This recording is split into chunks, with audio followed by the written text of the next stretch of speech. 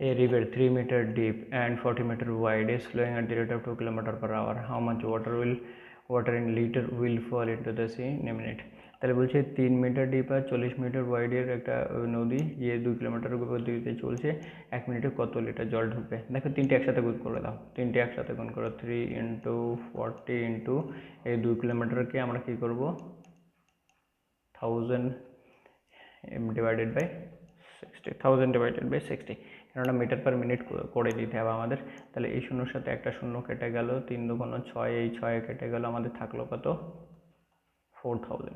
আবার 1 ঘনমিটার, এটা হচ্ছে কিন্তু কিউবিক মিটার পার মিনিট দাঁড়ালো, 1 ঘনমিটার সমান সমান 1000, তাই তো? আবার 1000 দিয়ে আমরা গুণ করবো, তাহলে কত হলো 4-এর পরে 3টে শূন্য, আবার 3টে শূন্য, এত লিটার জল প্রতি মিনিটে ঢুকবে। বন্ধুরা একদম সোজা, একদম সোজা, এই তিনটে একসাথে গুণ করে দাও, শুধু এটাকে স্পিডটাকে আমরা কী করছি বানিয়ে নিচ্ছি।